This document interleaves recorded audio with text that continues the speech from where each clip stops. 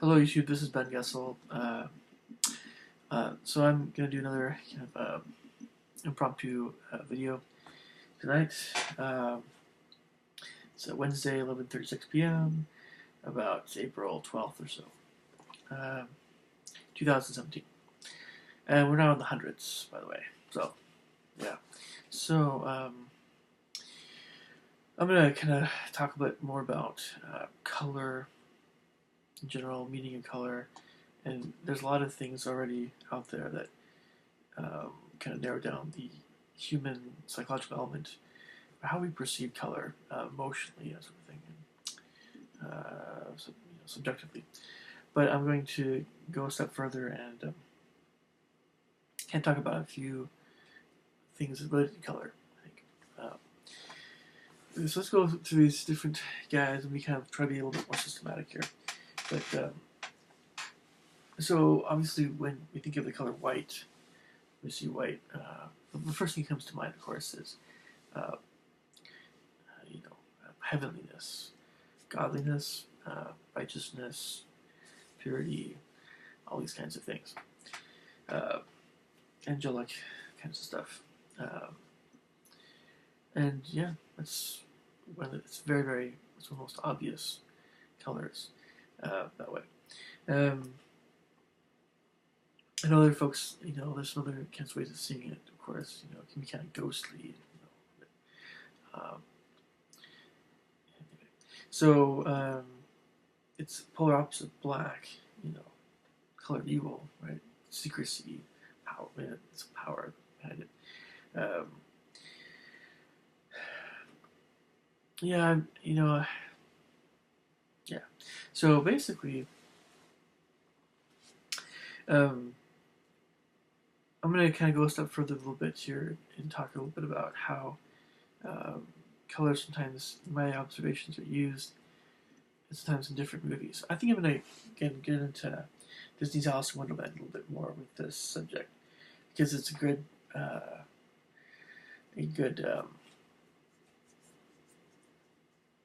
illustration at this point, especially I think. You notice the black background in Wonderland. That's a huge thing. Yeah, it's always suggests to the mind that there's this unknown factor always throughout the entire movie. It's very important, more or less. Yeah, if the background was white or gray or like a blue sky or whatever, it would definitely change the mood. If it's black, it's very a little different. Uh, yeah, so at least much of the movie, I think, has a black kind of background. And those, like the White Rabbit, white kind of stands out a little bit. White is the White Rabbit would be a good character. Or at least Alice perceived this character as being good, and maybe he was curious. Maybe he thought that rabbit was nicely dressed, adorable. Something about it kind of perked her interest. But obviously, the White Rabbit wasn't evil. He was just in a hurry, and he thought Alice was someone else. Of course, that's all whatever funny stuff. But okay, so then of course we have gray between white and black, somewhere in the middle, right? It's kind of gray. In Alice in Wonderland, I don't remember offhand too many gray images other than perhaps the silver teapot and things. So that's not as important of a color, of course, in that movie, the Disney version. But gray is kind of always reminds me a little bit of something that's not emotional, or kind of stubborn dwarf, right? We're not going to budge, kind of thing. Being a little bit stubborn and obstinate, perhaps, and just not emotional. Yeah, I see it as more of a masculine color, gray, as well as gray can be seen as kind of conservative and older and that sort of thing. Stodgy, yeah. Silver. So, moving on here to all the different rainbow colors now. So let's start with yellow. Um, so, for me personally, yellow reminds me of birds a lot, lemons and bananas, pineapple, and fruit, sun, flowers. But and canaries are big, and beaks. A lot of birds, seagulls. Uh, it's a nice color. I don't see I don't see it as being. I see it as being more good, a good joyous kind of color, certainly than something darker. It's very very bright, happy color. Um, Incidentally, though, I don't think yellow gets too overwhelming. Even bright yellow, lemon yellow, it's nice. I know it's a big deal in Arizona. A lot of houses are very striking with their desert oranges and yellows and reds and things. So, yeah. Of course, you have Alice's hair. Disney version, she's blonde, and that's very nice. Yeah, almost kind of angelic, kind of look. Um, Going on to orange. So, for me, oranges takes on a little bit different quality. It can definitely be either good or evil. It's a little bit more neutral, in my opinion. Somewhat. If you get cheese, oranges, of course, cheese and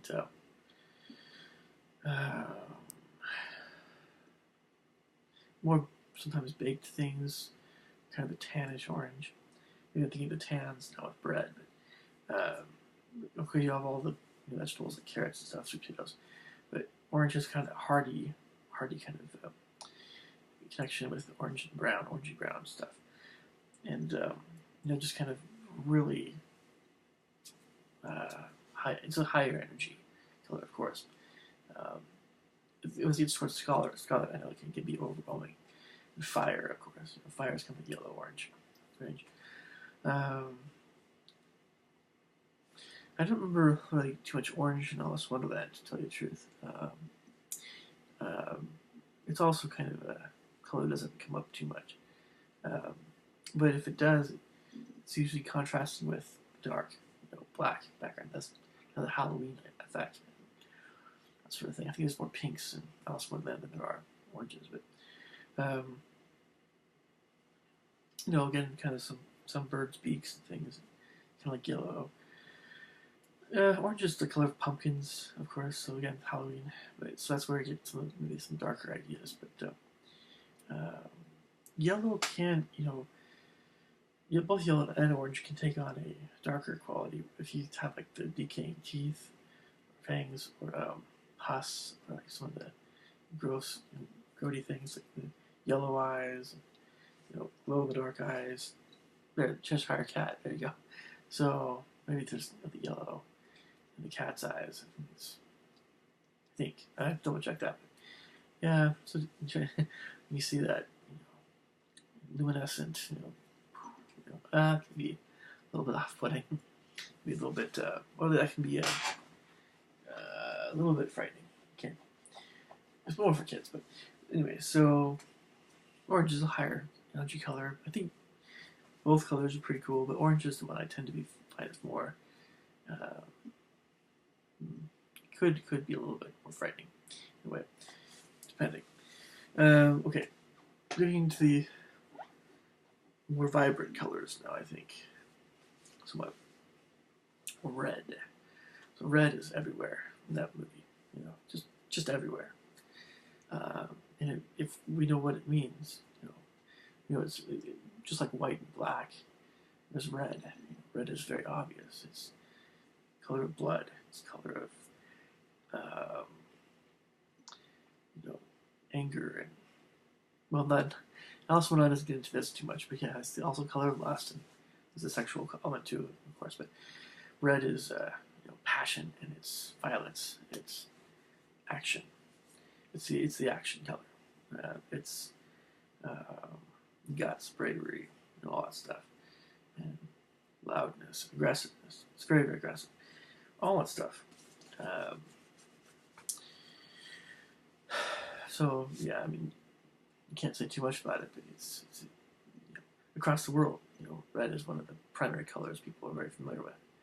Um, um, yeah, it's because of all these things. It's often associated with evil and good. You definitely go either way, but it's yeah. I mean, actually, look at the flags of the world. Um, red is almost probably. I don't know if it might be the most common color. It might be as up there with white and blue. Uh, green is up there too a little bit. But red is really prominent. Uh,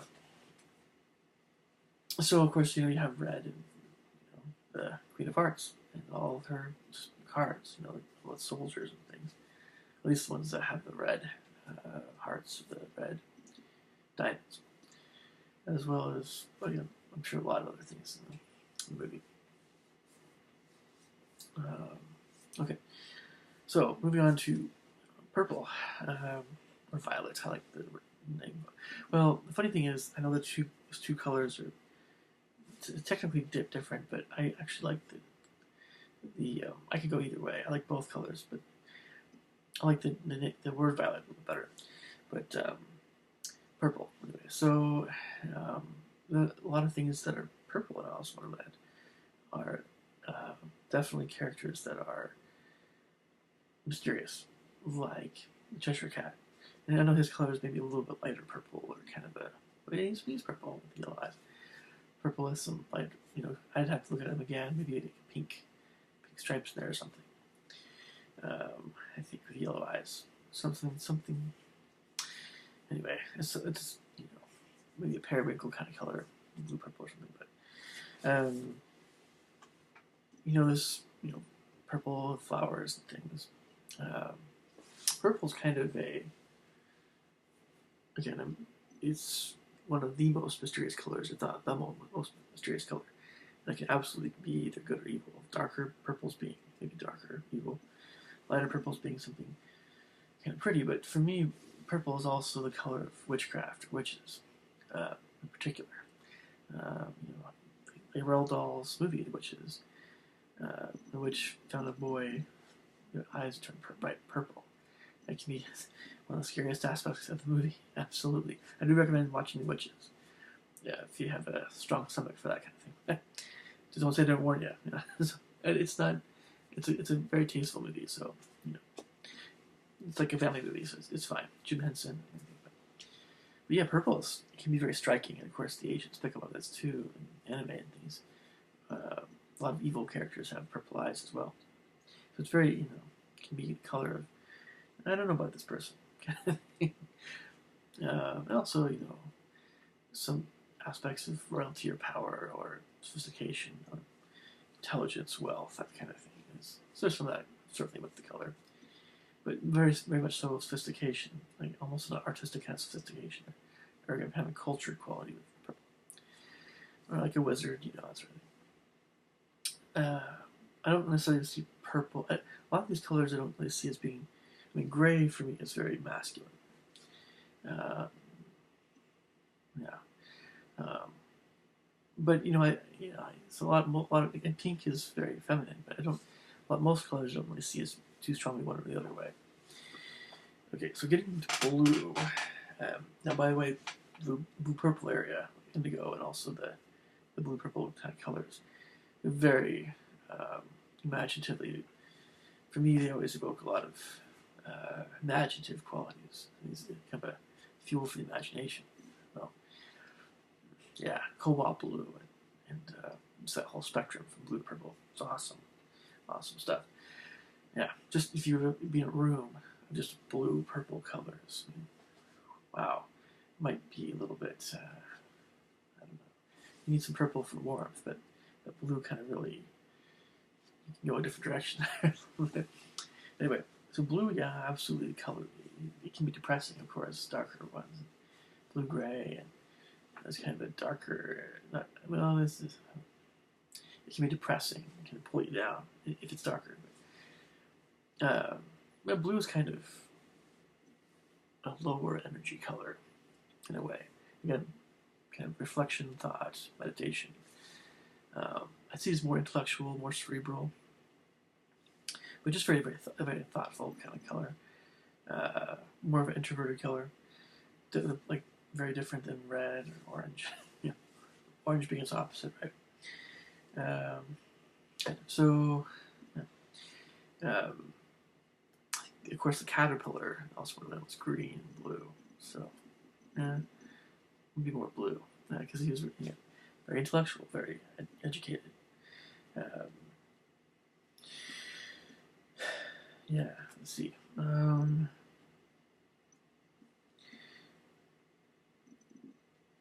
Blue also in Alice in Wonderland was kind of a little bit of a can be a little striking. Blue flower, blue flowers, even more purple flowers, are kind of like whoa, something funny. Is, because blue is a rare color in nature.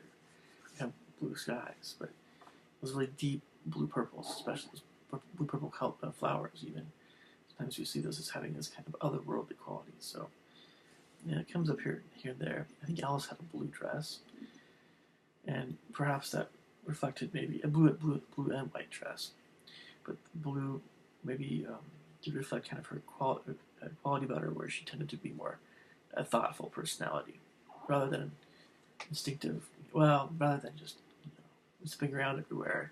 But, like, Alice is very cautious. She doesn't just she doesn't go off on a whim. So right. So anyway, that's blue. Kind of very thoughtful kind of qualities. Green is kind of a very common color everywhere, and obviously the color of trees and grass and everything is kind of like one of the most common colors, and because of that, maybe it's easy to kind of take it for granted. But it's still color of life, nature. It's a good color. It's more of for me, it's more of a reassuring color. I think, along with yellow, the green and yellow are kind of, well, actually, they're elementary school colors. So, anyway, yeah, just kind of color peacefulness. So I thought I'd just do a little bit of get into that subject a little bit, but it's also interesting when you're just going throughout your day. We just take a lot of things for granted a lot of times. We don't always look around us, particularly with things that are not man-made, things that are natural. I just encourage you to enjoy the natural beauty of everything and the natural colors of the world. Not man-made stuff, but the natural colors. So, there's a robin that kept hitting at my window today. Robins aren't necessarily red; they're not like cardinals, but just this little guy, a little kind of tannish, orangey on the side. Anyway, you don't see robins every day.